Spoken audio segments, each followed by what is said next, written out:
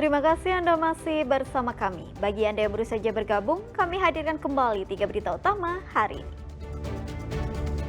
Dua orang remaja di kota Cimahi jadi sasaran kebrutalan anggota geng motor. Sempat diduga dianiaya, jasad wanita tanpa busana ternyata tewas tenggelam di saluran irigasi. Kesulitan ekonomi tak meredupkan semangat seorang mahasiswa di Karawang untuk jadi sarjana terbaik.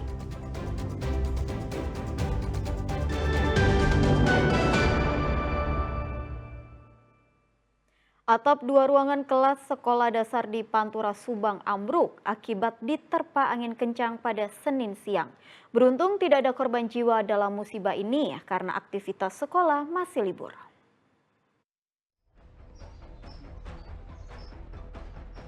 Kondisi ruangan kelas 5 dan ruang kelas 6 SD Negeri Maulana Yusuf di Desa Cigugur, Kelurahan Pusaka Jaya, Kabupaten Subang, porak-poranda dengan bagian atap yang ambruk.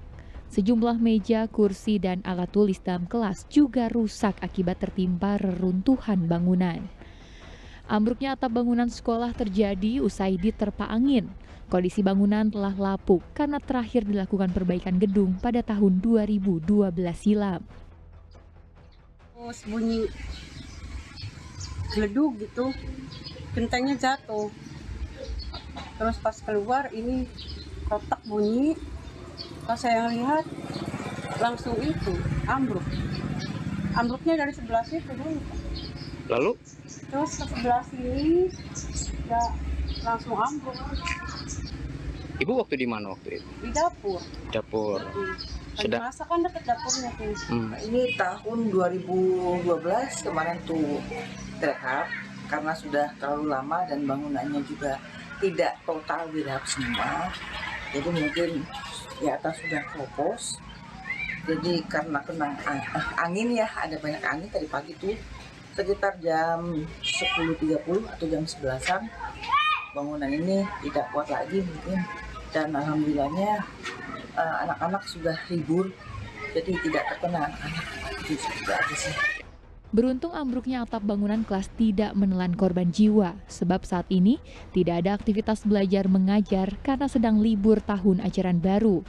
Namun aktivitas belajar mengajar di tahun ajaran baru dipastikan akan terganggu. Zainal Arifin melaporkan dari Subang. Karena Januar, putra dari pasangan tukang sayur dan petani menjadi bintang wisuda salah satu universitas di Karawang hari Senin lalu. Ia lulus dengan indeks prestasi kumulatif 3,93 dan menjadi lulusan terbaik. Isak tangis kedua orang tua karena Januar pecah saat sang anak diumumkan menjadi wisudawan lulusan terbaik di Universitas Buana Perjuangan Karawang Senin lalu dengan predikat cum laude. Sebagai orang tua, ia tak menyangka anaknya berhasil menjadi sarjana dan mendapat nilai terbaik dan nyaris sempurna dengan nilai IPK 3,93 di kampusnya. Sang ayah mengenang meski memiliki riwayat sakit asma karena tak pernah kendur belajar. Sangat sedih sekali nggak punya uang buat beli obat itu, obat kuap itu. Sampai sedih pada soalnya supaya beli itu obat harganya cuma 500.000 itu kan ya. Terus saya berusaha tapi kebeli juga ya. Meski bukan datang dari keluarga berada, ayah dan ibunya adalah pedagang sayur dan petani dengan kondisi ekonomi pas-pasan. Tekad Karna untuk berkuliah malah semakin berkobar. Karena usahanya belajar keras dan konsisten, ia bahkan bisa mendapatkan beasiswa untuk berkuliah di kampusnya saat ini. Semasa kuliah pun, ia masih tetap membantu orang tuanya untuk bertani. Mulai masuk kuliah sampai saat ini alhamdulillah jadi wisudawan terbaik. Mengingat perjuangan mereka menjadikan suatu hutang bagi saya untuk menyelesaikan kuliah saya selama 4 tahun. Terus mengikuti segala kegiatan di kampus, dikarenakan saya juga hanya kuliah tidak sembari bekerja, jadi itu menjadi PR kalau setidaknya saya punya prestasi yang bisa saya banggakan. Saya kuliah setiap hari, walaupun sakit saya paksain buat kuliah demi orang tua saya, demi saya menjadi wisudawan terbaik saat ini, saat wisuda. Karena Januar menjadi bintang dari ribuan calon sarjana di kampusnya. Lulus menjadi sarjana keguruan dan pendidikan dengan nilai nyaris sempurna, Januar bercita-cita menjadi seorang guru. Akli melaporkan dari Karawang. Sejumlah kesenian daerah memeriahkan helaran perayaan Hari Jadi Bogor ke-543 yang digelar pemerintah Kota Bogor di sepanjang Jalan Sudirman pekan lalu.